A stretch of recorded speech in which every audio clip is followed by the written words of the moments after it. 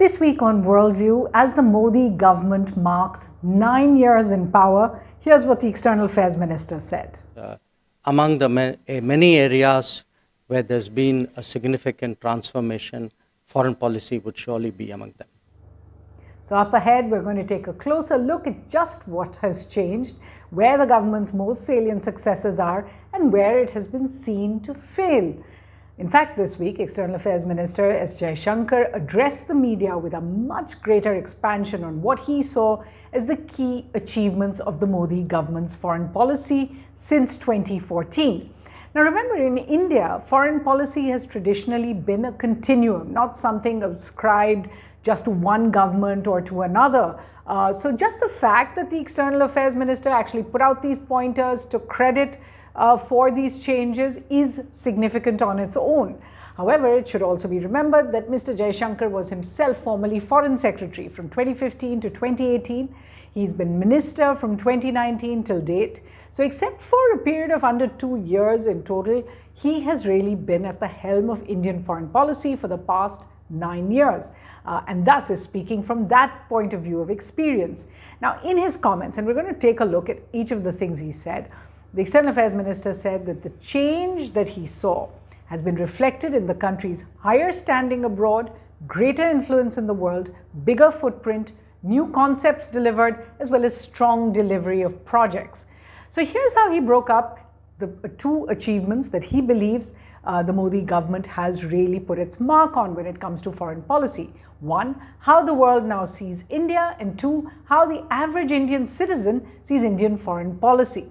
So let's start with the first part on how the world sees India, where he said the first thing that the world really sees about India is now a kind of decisiveness in action, a stronger delivery on all initiatives. He said more than 600 projects across 78 nations are in progress or have been completed on infrastructure, power, energy supply, and other projects identified by India's development partners.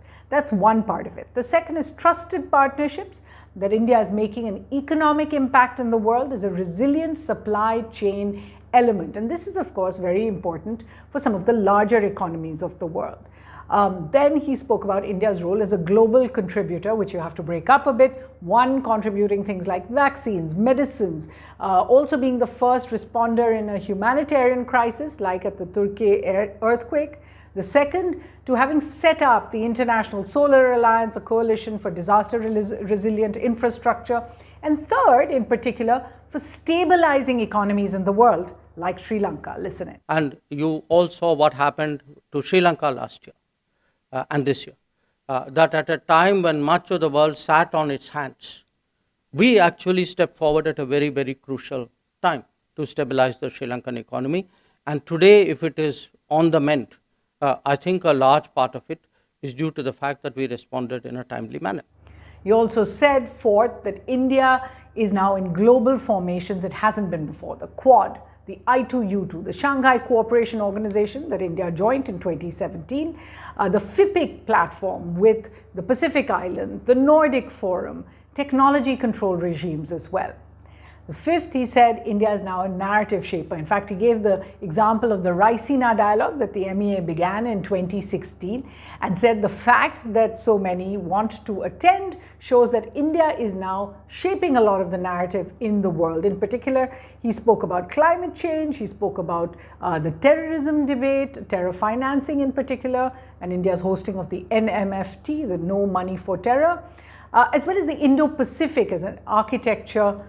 He also said that India is putting its imprint when it comes to culture around the world. Next, he said, India is being seen as an independent force. Now, this is very interesting because in a sense, this really denotes the continuity from the past, that India still remains independent, not taking sides. In particular, he mentioned the Ukraine war. He also mentioned the Quad. The fact that now the Quad, despite pressures from countries like China and Russia, is still going ahead.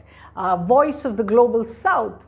Also, he mentioned India's stand on the line of actual control, taking on the Chinese PLA, as well as taking a strong international stand against China's Belt and Road Initiative. You know, we are the first G20 president who have actually made an effort to to consult other people. And 125 countries responded because they believed we are an independent voice. So that's a comprehensive look at where he said India's image in the world has really changed, how India is seen by the rest of the world. So how has Indian foreign policy affected the life of the common or average citizen, according to Mr. Jaishankar? One, he spoke about how India has been bringing back Indians practically on an annual basis during COVID and conflict, from Afghanistan to Sudan, all these missions that have been held in the middle of conflict. And really, it is not the first time. Certainly, we've seen this kind of evacuation operations, and we spoke about it in a previous edition of Worldview as well. But there have been a significant uptick in such operations given what's happening in the world. The second, he said, more security for citizens, given the land boundary agreement with Bangladesh. He also spoke about India's actions against China, countering China at the LAC, and he said that India has now delegitimized terrorism from Pakistan. So it has been able to push back on that. The third thing he said is that the average citizen feels India's economic strength, from exports to foreign direct investment to tech collaborations to also prices and the softening of oil and fertilizer prices. Today in softening oil prices, because had our diplomacy not done its work, I think it would have had an impact on the petrol pump. So for the fourth thing, he said that Indians are feeling the impact of foreign policy, of diplomatic policy in the regions. For example, the Northeast, seeing investments from Japan, the European Union, working with Bangladesh, looking for connectivity to Myanmar. Similarly, ferries with Sri Lanka or ferries with the Maldives are making that difference, as well as on other frontiers. The fifth, he said, were mobility agreements that are helping workers and professionals that travel abroad to ensure their welfare. The sixth point he made was really about passports. And of course, every government prides itself on being able to hand out passports. In 2014, he said there were 77 passport seva kendras. And that India has since then, since 2014, added another 16. That may not be as big a figure, but his point was that now the government has opened it out to post offices as well. So there are 430 passport seva kendras inside post offices in India. So that's a huge leap. And then from 9 million or so passports issued in 2014, now the number is about 14 million, he said. Finally, he's talking about the fact that for the common citizen, when they travel abroad, they see that Indian culture has been globalized, so that Indians are able to travel, and because of things like the International Day of Yoga, the widespread conversation about Ayurveda, Mr. Jaishankar said that Indian citizens, when they go abroad, find it easier to be understood. Those were his words. So certainly a very comprehensive list coming from the External Affairs Minister, no less. And of course, every part of the government has been marking the 9 years of the Modi government, 1 year before the elections, to talk about just where they think they have had their biggest successes. And obviously, this is not an area where they are going to put out where their failures or places where they've not had such great success have been. So we will do it for you here on Worldview. And we really hope you write in to tell us where you think the government's biggest successes and biggest failures have been. But here is really our list over here of areas where the government has either been ineffectual or its unique policies that Mr. Jaishankar talked about have had mixed or no results. One, that India has joined many new formations, but it really has failed to ensure the continuity of old ones, like the South Asian Association for Regional Cooperation, or SAARC, which is meant for South Asia. The last summit for that took place in 2014, and none since then, because India has refused to attend those in Pakistan. Since then, organizations like BIMSTEC and BBIN have been energized, but these do not encompass the whole region. India has also virtually ended its association with 120 plus nations of the non-aligned meet, or NAM. Prime Minister Modi has not attended any of these in person. Although the Modi government's outreach to the global south can be seen as addressing similar concerns in similar countries as are members of the NAM. Second while the government has drifted from non-alignment to multi-alignment, in its own words, it has not yet brought clarity to where it stands in an increasingly polarized world. So if the world is polarized at the moment between the US and Europe on one side and Russia and China on the other, it is difficult to tell which way India is going. There's a thin line, remember, between a please-all policy, being all aligned, as I've spoken about in the past, and one that actually pleases no one in the long run, especially if it moves from realism to realpolitik, which sounds very sensible, to transactionalism without principle, which does not. The third area is definitely China. Mr. Jaishankar took a lot of questions on China during the press conference, but the Chinese challenge is not just bilateral or at the boundary. It is in India's neighborhood. Apart from Bhutan, remember, every Indian neighbor is a part of the Belt and Road Initiative today. Certainly has more Chinese investment in trade and travel than ever before. Even Bhutan has been engaging with Beijing in an unprecedented manner when it comes to the boundary settlement, something it had not done in the past. Meanwhile, the lack of resolution or headway with China has meant that two key objectives of the Modi government, the membership of the Nuclear Suppliers Group and the reform of the UN Security Council, have both hit roadblocks in the form of China. Ties with China have also tested the limits of Prime Minister Modi's personalized summit-level diplomacy, as despite 18 one-on-one meetings with Chinese President Xi Jinping, India had been unable to anticipate the LAC incursions, the Galwan incident, and all that has followed, even if it has now put up a robust riposte to that. The fourth area where they haven't been seen as doing so well is while the government has done commendably well, actually, in its efforts to bring Indians stuck abroad back. The case of former naval commander Kulbhushan Jadhav, who is in Pakistan, has been convicted for espionage, for example, needs delicate diplomacy. No international judgments. Remember, India did go to the ICJ, but no international judgments can really be enforced unless there is diplomatic cooperation with the country. And hence the government has not been able to see any success in that case. Similar lack of progress in cases with the 8 former naval officers in Qatar, or bringing back wanted fugitives from the UK and other places, or even children who have been taken into custody by child protection groups. All of those stand out as failures for the same reason. The fifth point, the neighborhood first initiatives. This is something the government has spoken about often. The projects that they've put out in the neighborhood, the connectivity that they are making in the neighborhood is all very, very welcome. However, at the same time, its own policies, the Modi government's perceived muscularity, domestic policies, have created new problems with the same neighbors. Remember the Citizenship Amendment Act, for example, that the government passed, angered not just Pakistan, but Afghanistan and Bangladesh as well. It hasn't yet been implemented. The Kashmir 370 amendments upset ties with Pakistan, of course, but equally angered Nepal over the map that came out. China objected as well.